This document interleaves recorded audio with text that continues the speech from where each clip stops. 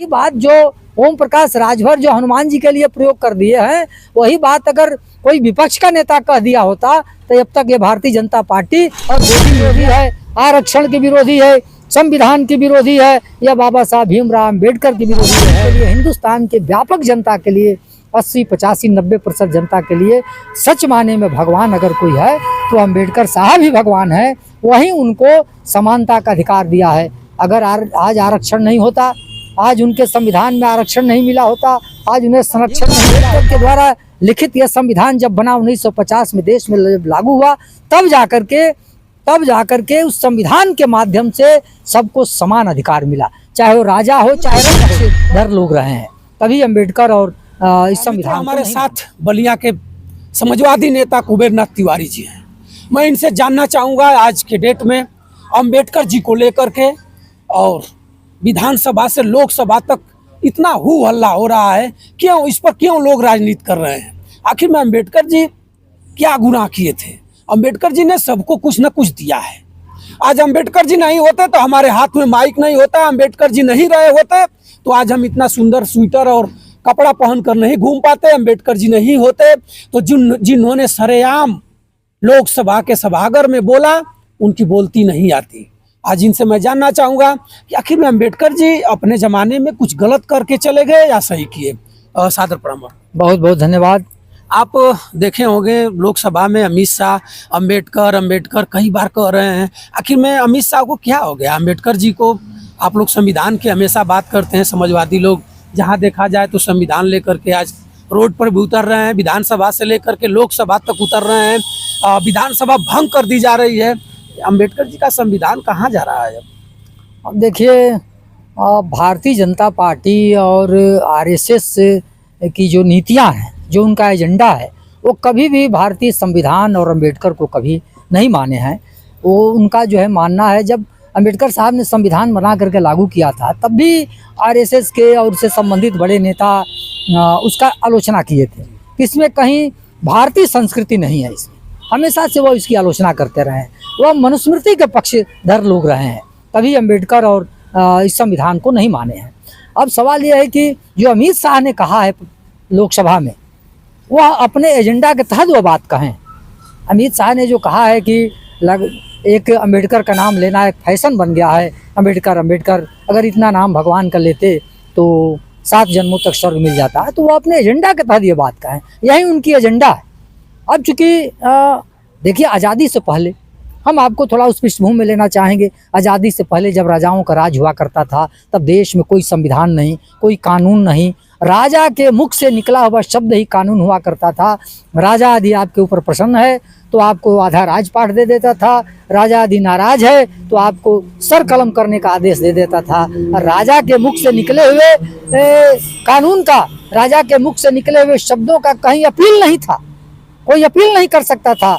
और इस तरह से वह राजतंत्र का वह कानून था, राजा जो कह दिया वही कानून। तो क्या सर ये लगता है कि अमित शाह एक राजा लोकतंत्र को खत्म करना चाहते हैं और राजशाही भाषा पूरे प्रदेश या पूरे देश में लगाना चाहते हैं क्या? जब राजतंत्र में ऊंच नीच एक समान नहीं था, अमीर और गरीब एक बराबर नहीं था। अंग्रेजों के भी जमाने में, चाहे इस्लामिक राज्यों में, चाहे हिंदू राजाओं के राज्य में, कभी भी अमीर गरीब एक तराजू पर नहीं था, कभी भी एक समान अधिकार नहीं था। न तो हिंदुस्तान में न तो महिलाओं को कोई अधिकार था, न तो दलितों को कोई अधिकार था, न तो पिछड़ों को कोई अधिकार था, एक समान अधिकार था ही नहीं। लंबी लड़ाई लड़ने के बाद, हजारों लाखों कुर्बानियां देने के बाद जब 1947 में देश आज़ाद हुआ, आज़ाद होने के बाद जो संविधान बना, बाबा साहब भीमराव अम्बेडकर के द्वारा लिखित यह संविधान जब बना 1950 में देश में लागू हुआ, तब जाकर के उस संविधान के माध्यम से सबको समान अधिकार मिला, चाहे वो राजा हो चाहे रंक हो। पहले रानी के पेट से राजा पैदा हुआ करते थे, राजा का लड़का राजा, उसका लड़का राजा, राजा का ही लड़का राजा हुआ करता था। लेकिन अब तो आम जनता के, गरीब जनता के, अमीर गरीब के वोट के बैलेट बॉक्स से राजा निकलता है, उससे वोट से MP MLA निकलते हैं, वही जाके प्रधानमंत्री और मुख्यमंत्री बनते हैं। तो यह बाबा साहब भीमराव अम्बेडकर का संविधान का ही देन है कि अमीर और गरीब सबके वोट का कीमत एक बराबर, अमीर और गरीब को एक घाट पर पानी पिला दिया, एक समान लाके खड़ा कर दिया। यह बाबा साहब भीमराव अम्बेडकर का यह संविधान है। चाहे राजा हो, चाहे रंक हो, चाहे अमीर हो, चाहे गरीब हो, चाहे ऊंच हो, चाहे नीच हो, चाहे ब्राह्मण हो, चाहे दलित हो, चाहे पिछड़ा हो, सबको समान अधिकार देने का काम अगर कोई किया है तो ये बाबा साहब भीमराव अम्बेडकर का संविधान किया है। यही नहीं किया है, हिंदुस्तान में माताओं बहनों को कोई अधिकार नहीं था, स्त्रियों को कोई अधिकार नहीं था, महिलाओं को न तो संपत्ति में अधिकार था, न तो उन्हें किसी तरह के समाज में कोई शैक्षिक सांस्कृतिक न कोई अधिकार था, न सामाजिक अधिकार था। विधवाओं को ले जाकर के बनारस और मथुरा वृंदावन में यह समाज हमारा छोड़ आता था, वहाँ बैठाया आता था। विधवाओं को हम अशगुन समझते थे, कोई अधिकार नहीं था। या बाबा साहब ने दलितों पिछड़ों को अधिकार देने के साथ साथ हिंदुस्तान के आधी आबादी को भी अधिकार दे, समानता का अधिकार देने का काम किया है, उन्हें हक देने का काम किया, उन्हें अधिकार देने का काम किया। इसलिए जो अमित शाह कह रहे हैं वह मुट्ठी भर लोगों के लिए भगवान भगवान हो सकते हैं, लेकिन व्यापक आबादी के लिए, हिंदुस्तान के व्यापक जनता के लिए, 80, 85, 90% जनता के लिए सच माने में भगवान अगर कोई है तो अम्बेडकर साहब ही भगवान है। वहीं उनको समानता का अधिकार दिया है। अगर आज आरक्षण नहीं होता, आज उनके संविधान में आरक्षण नहीं मिला होता, आज उन्हें संरक्षण नहीं मिला होता, तो आज दलितों की स्थिति क्या होती, पिछड़ों की स्थिति क्या होती। आज उन्हें रोजगार नहीं मिलता, उन्हें नौकरी नहीं मिलता। भारतीय जनता पार्टी अपने एजेंडे पर काम कर रही है, धीरे धीरे तमाम आरक्षण को समाप्त कर रही है। नौकरी नहीं देना पड़े इसीलिए उसने लिटरल एंट्री के माध्यम से ले आया, उसका विरोध हुआ। फिर उसने संविदा ले आया, उसका विरोध हुआ। तो अब एक आउटसोर्सिंग ले आ दिया। आउटसोर्सिंग के माध्यम से तमाम संस्थाओं में भर्तियां कर रहे हैं। लिटरल एंट्री और आउटसोर्सिंग में आरक्षण नहीं देना पड़ेगा और निजीकरण कर रही है। तमाम सरकारी संस्थाओं को, रोजगार देने वाली संस्थाओं को बेच रही है पूंजीपतियों के हाथों। निजीकरण हो जाएगा तो आरक्षण नहीं देना पड़ेगा।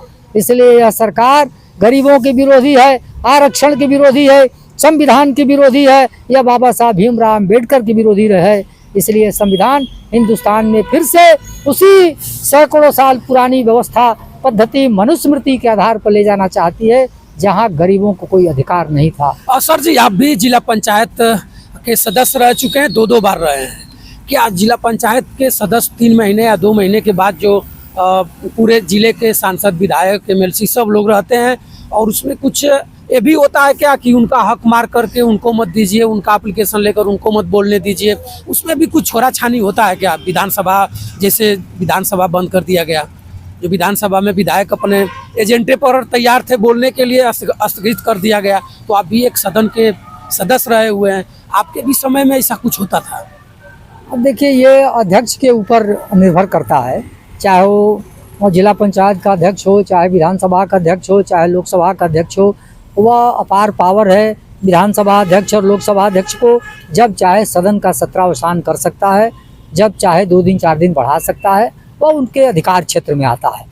यानी बोलने से मना कर देगा कि आप बैठिए, आप बोल मत पाइए, तो यह उसके अधिकार क्षेत्र की बात है। लेकिन ऐसा नहीं है, लोग बोलते भी हैं। लेकिन अगर कोई उसमें असंसदीय भाषा का प्रयोग करेगा, असंसदीय शब्दों का प्रयोग करेगा, तो अध्यक्ष जो स्वाभाविक रूप से उसे टोका टोकी करेगा। अगर संसदीय तरीके से, लोकतांत्रिक तरीके से कोई बात कहते हैं तो ऐसा नहीं कि अध्यक्ष रोकेगा। सर जी, एक पंचायती राज मंत्री हैं ओम प्रकाश राजभर जी, और इस समय एकदम फार्म में चल रहे हैं, और गाजीपुर में एक कार्यक्रम हो रहा था, और कार्यक्रम में मीडिया वालों ने जैसे ही किसी रोड का मामला उठाया और तुरंत ठेकेदारों को अशब्द माँ बहन की गाली देने लगे। आखिर में ये सब क्यों ऐसा हो रहा है? नहीं, ये आपके सोशल मीडिया के माध्यम से हम भी इसको सुने हैं।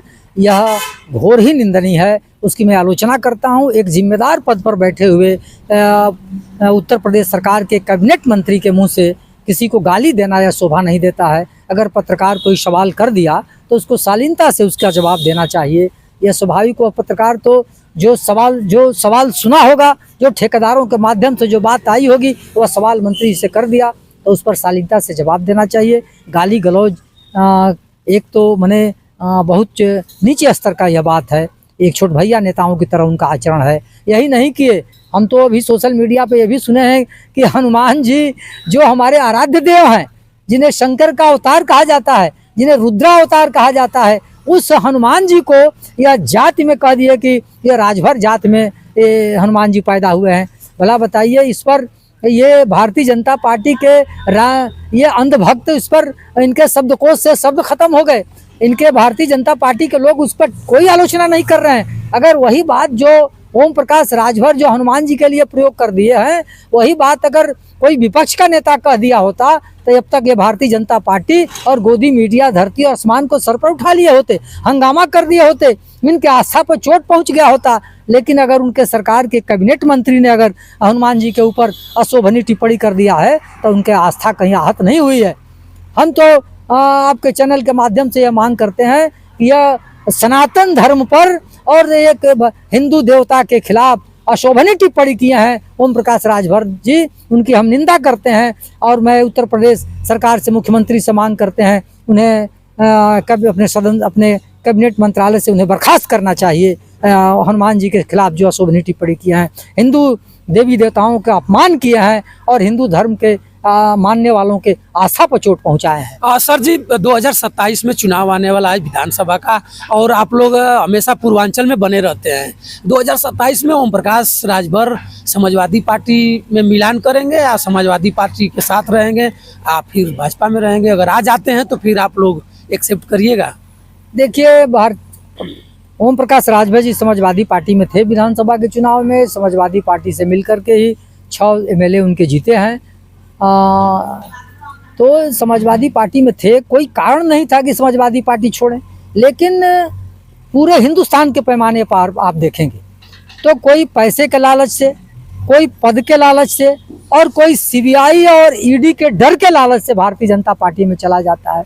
वो बड़े से बड़े भ्रष्टाचारी, चाहे वो अजीत पवार हो, चाहे वो चौहान हो, चाहे जो भी बड़े बड़े भ्रष्टाचारी जो हैं, जिसे भारतीय जनता पार्टी कहती थी कि ये 70,000 करोड़ का घोटालाबाज है, वह कल भारतीय जनता पार्टी में चला गया तो उनके वॉशिंग मशीन में धुल गया, अच्छा पानी मारकर उसको शुद्ध कर साफ सुथरा हो गया।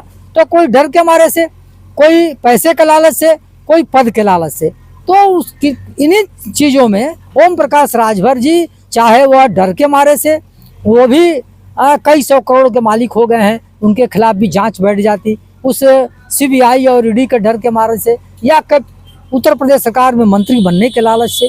कोई ना कोई लालच है उनके अंदर, चाहे वो लालच हो चाहे डर हो, उस भय और लालच के ही माध्यम से वो भारतीय जनता पार्टी में गए हैं।